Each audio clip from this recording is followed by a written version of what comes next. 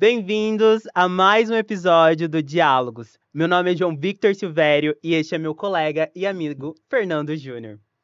É válido ressalvar que este videocast tem uma iniciativa a partir da Bolsa PUB do canal oficial do Departamento de História da USP, sob coordenação do professor Daniel Gomes de Carvalho e o professor Gustavo Veloso. Diferente do quadro História, aqui buscamos conversar com professores, educadores, pesquisadores que de alguma forma estão ligados ao mundo do ensino. E hoje estamos com o professor Walter Sola, bacharel e licenciado pela Universidade de São Paulo em 2011, se formou. No final, mais ou menos, de 2014, criou o canal Se Liga Nessa História, que mais pra frente se tornaria um site preparatório para vestibular intitulado Se Liga.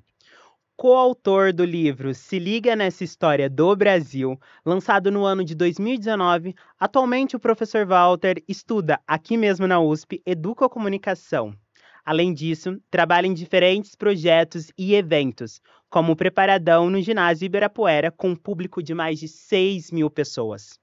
É um prazer tê-lo aqui conosco, professor. Prazer, professor. Seja muito bem-vindo. Prazer é meu, João. Prazer. Fernando, obrigado pelo convite. Obrigado a todas as pessoas envolvidas nesse lindo projeto. Quando eu criei o projeto Se Liga Nessa História 10 anos atrás, também precisei de muita gente talentosa por perto.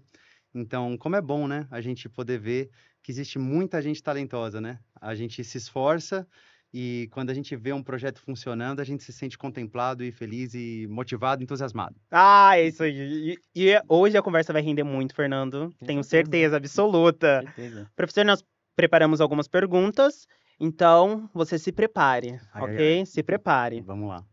Professor, geralmente nós iniciamos de praxe com a pergunta: como foi a graduação na sua época e quais desafios enfrentou? Porém, hoje sairei um pouco do roteiro, lançando a pergunta: como Walter descobre a história?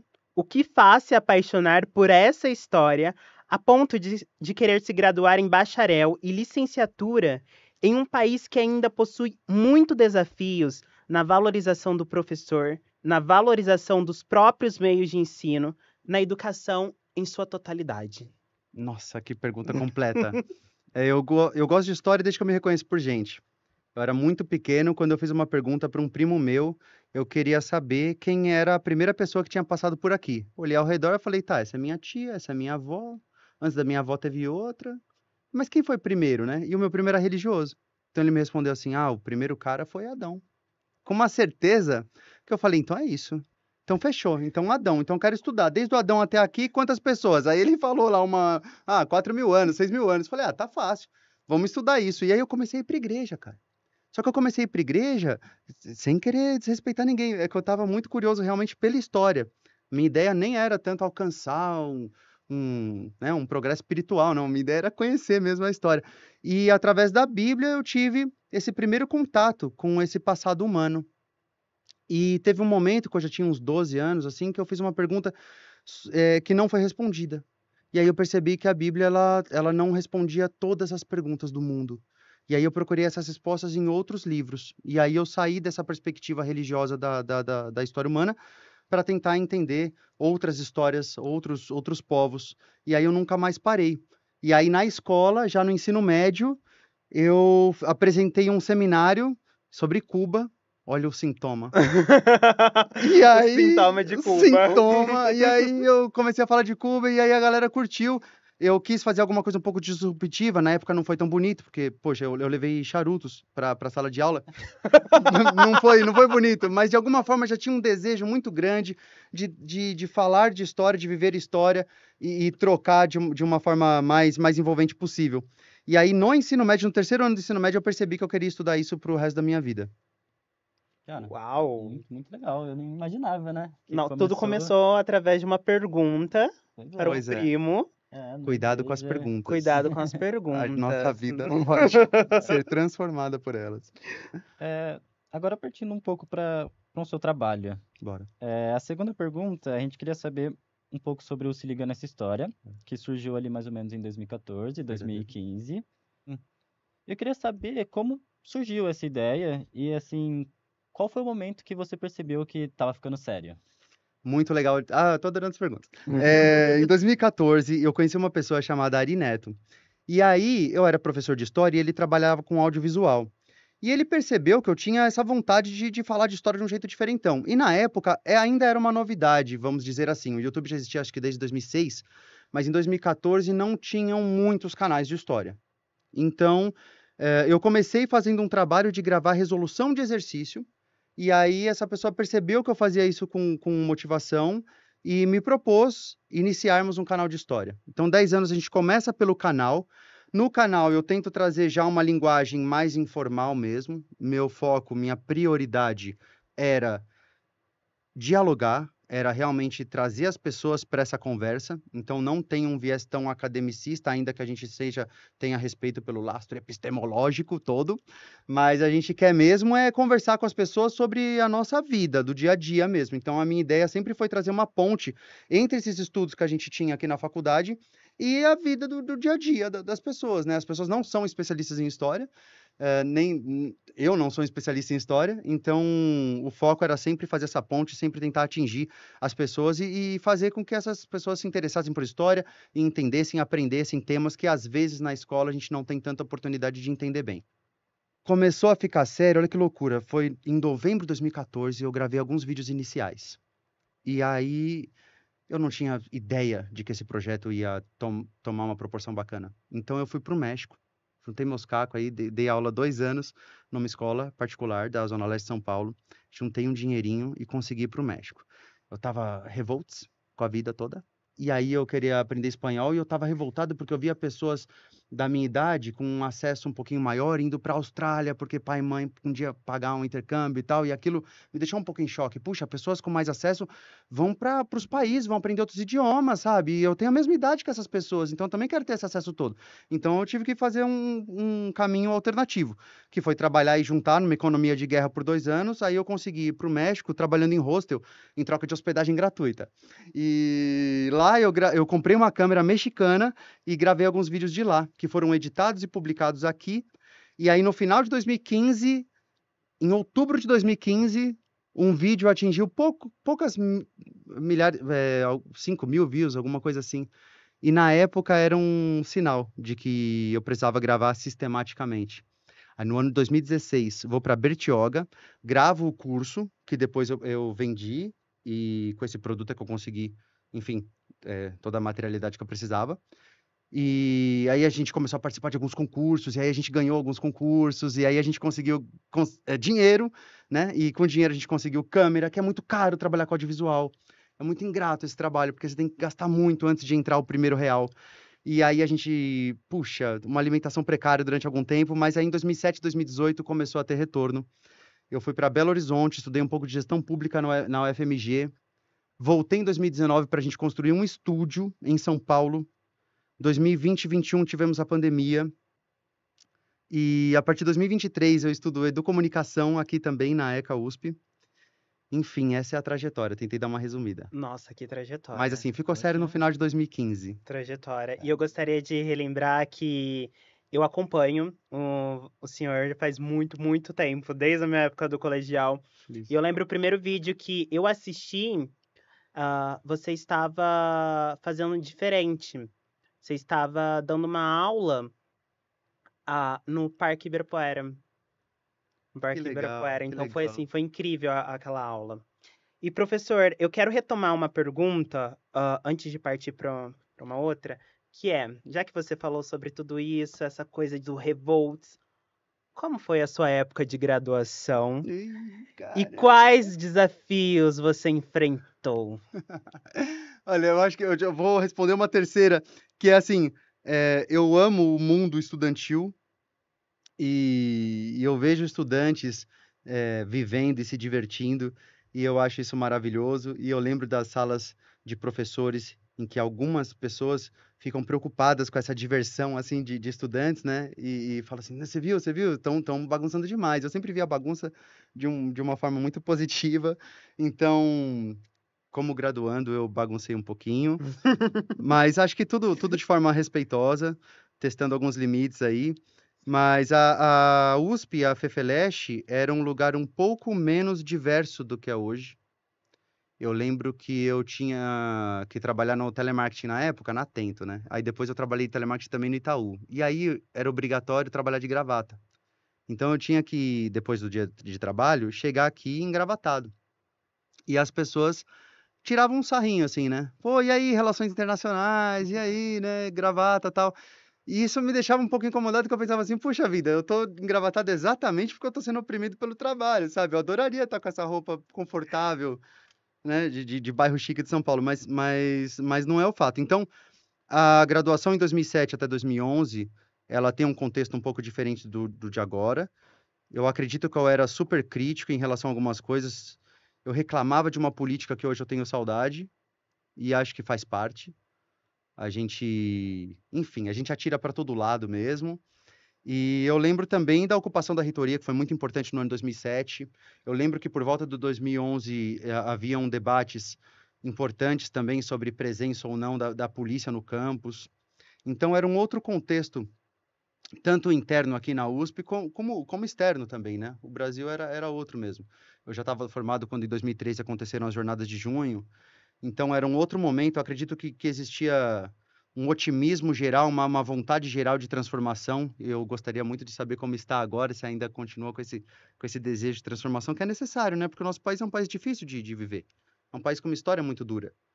Então, eu acredito que tanto na graduação quanto antes ou depois, a gente tem mais é que se divertir, aproveitar a vida mesmo, porque a gente vive num lugar difícil.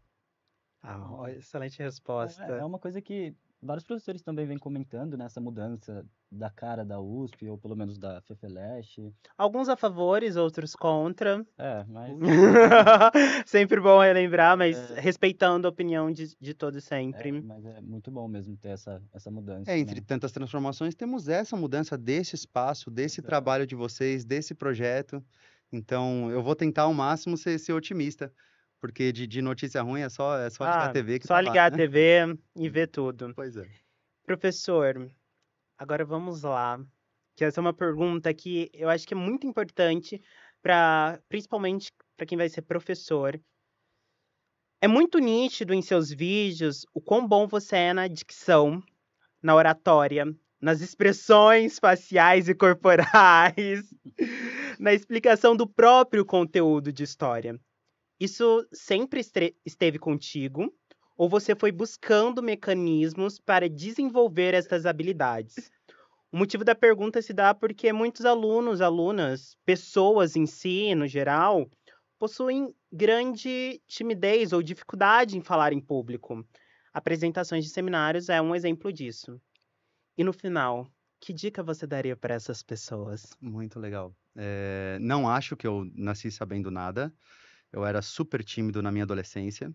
Passei até por um processo traumático. Os anos 2000 eram perigosos, de algum ponto de vista. E eu lembro que me colocavam na frente de pessoas.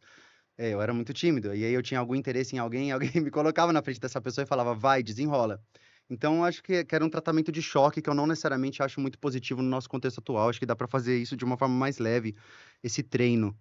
Eu percebo que essa desenvoltura na fala, que a linguagem, que a expressão corporal, ela é como uma academia. A gente treina diariamente. Então, existem treinos tanto de voz, de dicção, blabra, blebra, dlebra, dribla, drobla. E você pode treinar de várias formas diferentes. Então, existem técnicas. Eu estava até lendo um livro do Jaime Cordeiro falando sobre didática, que às vezes a gente. E tudo bem também, não estou querendo dizer como se fosse uma reclamação, mas o fato é, nós prestamos muita atenção no conteúdo.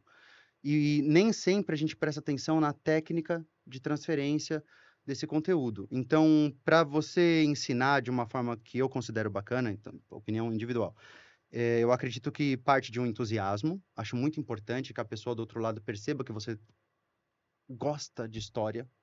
É muito difícil você gostar de um tema se a pessoa que está falando daquele tema não gosta de estar ali. É, e existe também a questão de você estar focado no seu objetivo. Eu acho que o objetivo é importante num processo pedagógico. Então, se o meu objetivo é fazer a pessoa entender um pouco melhor o mundo romano e a partir do mundo romano se entender, se perceber no mundo, é a partir desse objetivo que eu vou construir o roteiro, é a partir desse objetivo que eu vou escolher a linguagem, se eu vou escolher o figurino, se eu vou escolher, sabe, o enquadramento da câmera, o jeito que eu vou posicionar a iluminação, tudo parte do objetivo. E o objetivo nada mais é do que de aproximar, de acolher. Então, eu recomendo para as pessoas que querem comunicar história que percebam o lado afetivo dessa parada. Eu acho que o lado afetivo ele é subestimado. Acho que as pessoas estão muito preocupadas e têm que se preocupar com o conteúdo que é falado. Mas a afetividade te permite prestar atenção no outro. Se não presta atenção no outro, aí você fala assim, poxa, professor, mas você grava vídeo. Como é que você presta atenção no outro se você grava vídeo? Eu presto atenção no comentário, eu leio absolutamente todos os comentários. Eu tenho que saber com quem que eu tô falando, eu tenho que saber o que foi falado que é bacana e o que não é. E colocar a prova, e envolve risco. Envolve risco porque envolve possibilidade do erro. E se envolve possibilidade do erro, exige coragem também. Porque você pode receber críticas, a gente pode errar. Ah, professor, mas é ciência. É, mas desde quando a ciência não erra, gente? Qual é a ciência que não erra? Puxa vida. Os físicos estão debatendo aí física quântica, estão tentando juntar física quântica com relatividade, por que que a gente também não pode ter nossos debates, né? Nossas contradições. Então, é, priorizo a afetividade, priorizo perceber o outro lado para que essa comunicação tenha o menos ruído possível. Ó. Uma resposta bem empática. Bem Inclusive, eu vou empática. até mudar um pouco a ordem aqui do roteiro, Fica à fazer uma vontade. outra pergunta no lugar, porque eu acho que vai dialogar bem com o que Bora. você falou, que é, assim, você faz conteúdos para vestibular, né, o Se Liga, Sim.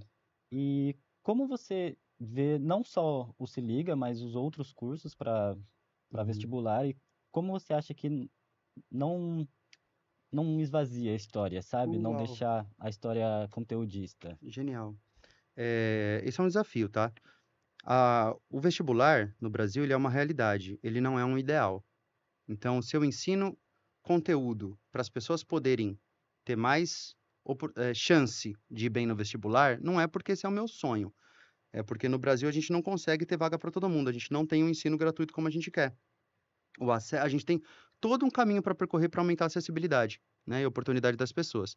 Então, é um risco constante nós puramente aceitarmos as condições, né? Então, se o vestibular exige esse conteúdo, então é nesse conteúdo que a gente vai se prender e acabou. Então, é um risco, acho que a gente precisa sempre ter esse debate, e eu acredito que é possível a gente tentar somar e mesclar elementos. Então, você pega o conteúdo tradicional, porque é necessário para as pessoas. Então, eu sou filho de borracheiro, eu precisei estudar tema para entrar na USP, senão eu não entrava.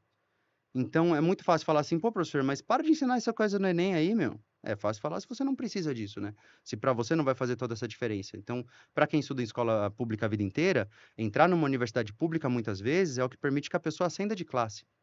Então, é uma necessidade incrível, né, das pessoas. Então, eu não viraria as costas para essa necessidade, eu não viraria as costas para essas pessoas.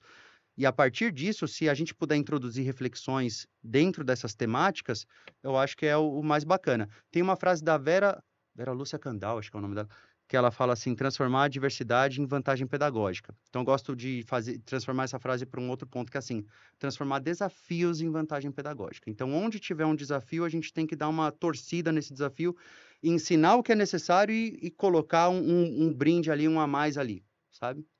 Então, a minha ideia é essa, é tentar falar do que é necessário para as pessoas, do ponto de vista econômico, mas também do ponto de vista social. Até porque os vestibulares, eles não são ideais, mas eles cobram temas que fazem parte do nosso dia a dia, do nosso cotidiano. Então, ainda que exista um conteúdo um tanto eurocêntrico, ainda que a gente possa transformar esses conteúdos, é também possível transformar os conteúdos que já existem e falar deles de uma forma mais aproximada, mais social, né? Incrível, incrível. Professor, o senhor enxerga o Se Liga, bem sério agora, como uma plataforma de divulgação científica? E mais, o Se Liga seria uma forma de democratizar a educação brasileira? Se sim, por quê? E se não, por quê? Eu acho que sim e não, então vou falar do porquê dessas 4 partes, né? É uma divulgação de iniciação científica quando a gente coloca no nosso conteúdo o referencial, quando a gente usa o nosso conteúdo para uma observação e melhoria contínua. Então, o conteúdo, ele, de alguma forma, ele está vinculado ao mundo científico, ao que a gente entende por um processo científico, seja de criação ou de continuidade. Entretanto, diria que não também, porque não é todo conteúdo que a gente tem esse foco. Muitas vezes, muitos conteúdos têm a intenção pura e simples de chamar atenção, de convocar para um diálogo. Então, existem elementos que são do universo científico e elementos que não, que são do universo do cotidiano. E quando um conversa com o outro, eu acho que a gente ganha duplamente, porque a gente ganha em quem está interessado em ciência e quem ainda não entendeu como funciona a ciência, mas a partir de um conhecimento prévio que a gente fornece, essa pessoa pode vir a fazer ciência. Então, eu acredito que para você chegar nesse mundo da ciência, não é de uma hora para outra. Às vezes a gente pode percorrer um caminho calmo que cada um vai conseguir interagir com a ciência da sua forma individual, né?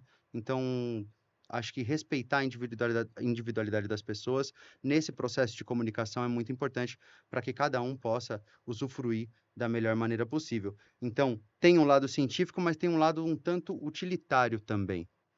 E a segunda parte era sobre a democratização. Exato. Eu acredito que existe sim o lado da democratização, porque, vou falar por mim, quando eu estava estudando, me preparando aqui para entrar na USP em 2007, não havia um canal que me trouxesse informações com lastro epistemológico, as suas referências. Havia aula gravada, havia professor gravando uma aula como se estivesse na sala de aula, fazendo anotações na lousa. Mas eu não podia ter acesso a da onde aquele professor estava tirando aquela informação. Então, houve um desenvolvimento, e acho que esse desenvolvimento age no sentido de democratizar o ensino e democratizar também o ensino científico, né, de método científico. Existem limitações, e por isso que eu vou falar não também. Porque a gente vive num país em que nem todo mundo tem acesso à internet, e quando tem acesso à internet, a gente tem uma questão de materialidade. A pessoa trabalha, quem trabalha bastante sabe o que eu estou falando. Quando você trabalha 8 horas por dia, você acorda às 5 da manhã, aí você demora 2 horas para chegar no trabalho, aí você trabalha até às 5, 6 da tarde, aí você demora 2 horas para chegar em casa, aí você precisa cuidar da sua casa, você precisa tomar um banho, você precisa se alimentar, você precisa cuidar dos seus, e sobra pouco tempo, às vezes, para a gente aprender, para a gente se dispor. Então, existe uma materialidade que faz com que as pessoas, que seja difícil que a gente possa aprender mais, né? Nós, professores, temos dificuldade de aprender mais. Muitas vezes, quando você começa a dar aula, você se prende ao material didático, porque você não tem tempo de ler um livro por tema. Você imagina que você tem 10 conteúdos para trabalhar. É lógico que você quer ler 5 livros de cada conteúdo, mas isso é muito difícil. Então, essas limitações estruturais nos dificultam, é um desafio, mas a partir delas a gente precisa continuar trabalhando, né, nesse esforço de democratização. Portanto, é um trabalho de democratização, sim, mas ele não é perfeito. Ele tem muito a ser melhorado, né? Acho que a gente pode juntos conversar sobre maneiras de a gente, de fato, aumentar o acesso ao ensino, porque nem sempre é a falta do recurso. Quando a gente fala de materialidade, vai muito além de ter o recurso ou não ter recurso, né? Uma outra pergunta que a gente queria fazer é que quem acompanha você sabe que você gosta muito de história do Brasil. Assim, qualquer vídeo que assistir aí, vocês vão pouquinho. saber. Inclusive, recentemente comprou uma biografia do Lira Neto. É verdade. 3? A Mais de 3. a trilogia sobre Getúlio Vargas. Isso. Lira Neto já me pegou uma grana. A Lilia Moritz Schwarz já me pegou uma grana. É.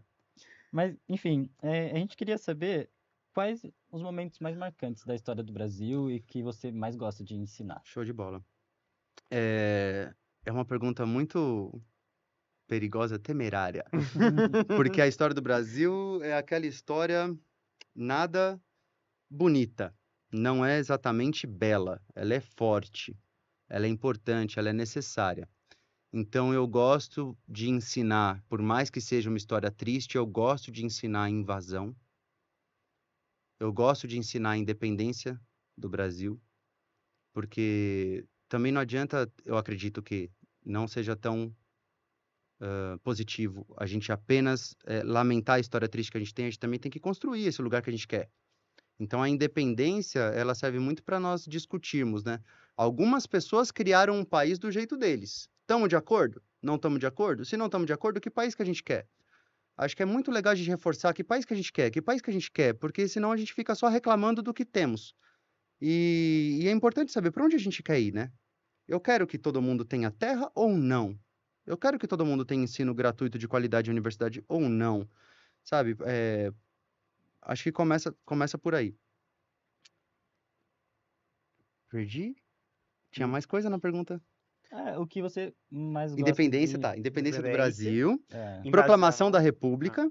Uhum. Então, esses momentos-chave mesmo, que todo ano vai ter lá a data do feriado, para a gente poder discutir, aproveitar lá em família, pegar lá aquele tio que faz comentário indevido e começar a debater. Então, a proclamação da República também é muito interessante, porque hoje estamos numa república, e gosto de pensar que república é essa, né? E aí, finalmente a coisa ficou pública? A coisa é nossa ou não é nossa, né? E é nossa de que jeito? Depois da 8 tem que mostrar lá o crachá para entrar, hein? Então, até que ponto, né, o que é dito como público é público? Então, a República, ela traz esse debate também. Gosto de falar da proclamação da República. Era Vargas, como você disse. Gosto de falar da Era Vargas, mas aí já por uma questão, assim, mais de entretenimento mesmo. Uhum. Porque acho que nesses 15 anos, de 1930 a 1945, o Brasil rodopiou tantas vezes, o Getúlio Vargas conseguiu a proeza, né, de dar um golpe nele mesmo. Então, acho que isso também é um pouco uma síntese de Brasil. Eu acho que a Era Vargas é uma forma muito, muito específica de tentar entender Brasil a partir de um recorte histórico apenas. E depois também é fundamental falar da ditadura, né? É fundamental falar da ditadura. Aliás, uma coisa que é assustadora na vida de um professor de história é perceber que algumas pessoas, puxa vida, uma coisa é você não saber, né? Outra coisa é você saber o que nunca houve, né? Para professor de história, isso me dá um medo de que a gente precisa realmente disputar os espaços de comunicação, porque com todo o processo científico que a gente tanto gosta de mencionar, as pessoas acreditam no que elas quiserem acreditar, assim, né? Então, como fazer as pessoas entenderem que aquele estudo histórico, ele tem uma razão de ser, ele é legítimo por uma razão de ser? Isso me intriga. Agora, acho que eu falei alguns temas aí que eu gosto de dar. E são temas que recorrente estão nos vestibulares. Nunca deixam Toda de hora, estar. toda hora. Enem, todo ano, vai ter alguma coisa sobre Getúlio Vargas. Pois é. Unicamp, FUVEST, todos os vestibulares sempre vão ter essa questão. E, então, são temas que você aborda muito bem. E O belas desafio é escolhas. trazer humor. Eu gosto muito de trazer humor, só que tem hora que não dá. Tem hora que só não dá. Eu não tenho como trazer humor no AI-5. Não consegui, não tenho a proeza, sabe? Então, alguns temas eu empaco nisso, assim. Eu gostaria de poder trazer humor dessa brasilidade, né? Dessa resiliência nossa, essa força que a gente tem em sobreviver e se virar, mas nem sempre é possível, assim. Mas ainda assim, eu acho a história do Brasil a mais incrível porque é a nossa. É, nossa. Eu sou suspeito porque eu amo estudar Brasil, amo, então é a minha linha de pesquisa.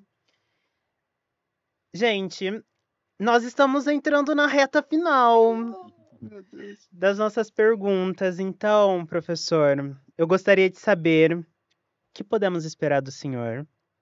Se tem planos de lançar mais um livro, se você tem mais projetos na mente, se você pode dar algum spoiler, porque essa pergunta ela vem devido ao que está escrito em uma das suas páginas, que você diz, abre aspas, gosto de desafios pedagógicos Gosto e mesmo. transformar temas complexos em aulas acessíveis para o entendimento de todas as pessoas.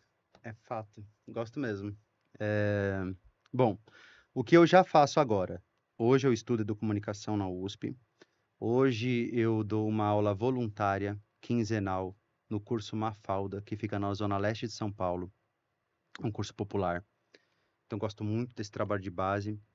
E pretendo, sim, novos projetos. É difícil falar desses projetos, porque eles envolvem outras pessoas. E aí, se eu falar alguma coisa a mais, eu vou ter problemas jurídicos.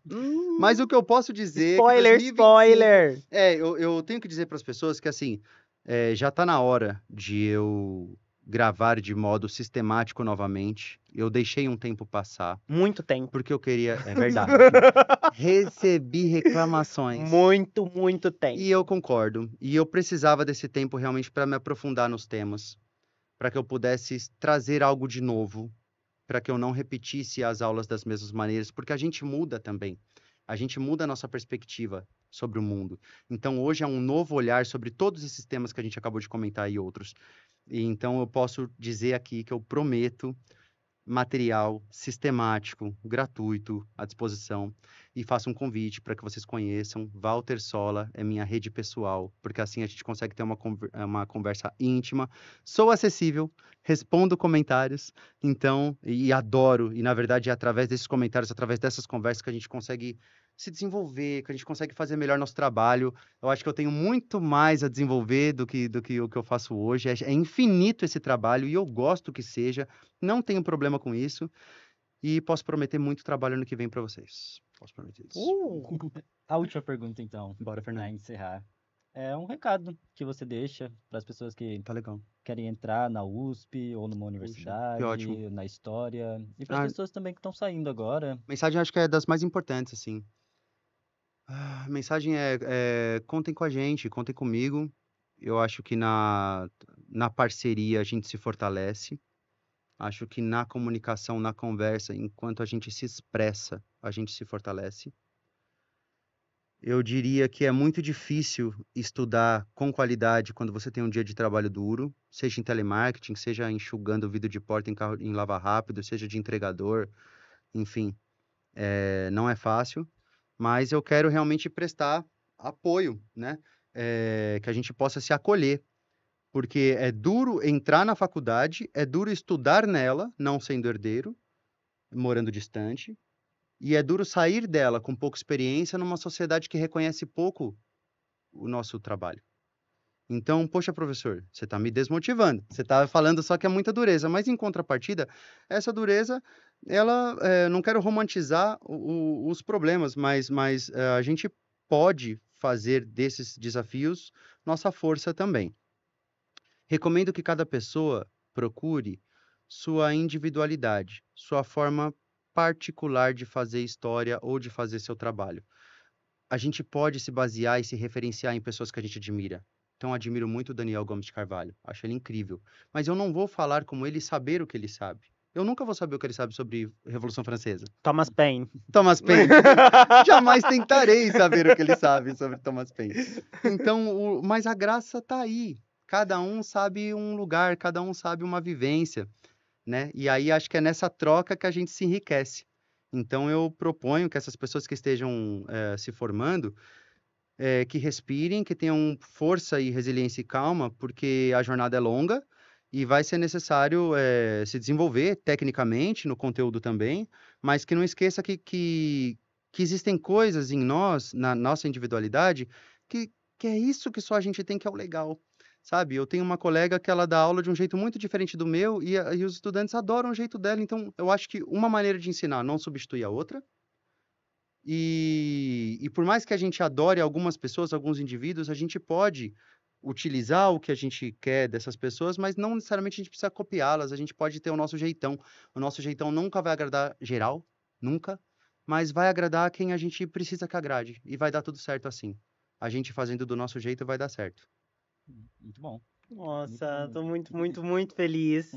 Eu também, muito obrigado. Bom, nós chegamos ao fim do nosso episódio. Queremos agradecer imensamente o professor Walter pela conversa e aula que nós tivemos hoje, porque com você aqui é sempre uma aula, uma verdadeira aula. Agradecemos também à Faculdade de Filosofia, Letras e Ciências Humanas por ceder esse espaço para a realização do videocast, todo mundo que está no bastidor também, aos professores Daniel Gomes de Carvalho, Gustavo Veloso pela orientação e a todos os nossos colegas que estão no bastidores. Fernando, mais alguma coisa? É isso mesmo. Só agradecer. Muito bom. Muito, muito legal mesmo. Ah, legal, gente. Muito, muito feliz em ser recebido nesse espaço, que é um espaço que marca a minha vida e eu espero de alguma forma devolver isso. Essa universidade é pública, então espero que a gente consiga devolver o máximo possível para a sociedade, que a sociedade precisa da gente e a gente dela. E eu vou encerrar hoje o vídeo com a citação que eu utilizei nos meus vestibulares, que é do Paulo Freire, que eu acho que cabe muito bem aqui. Sempre. Se a educação sozinha não transforma a sociedade, sem ela, tão pouco a sociedade muda. Então, um beijo, repensem e até a próxima!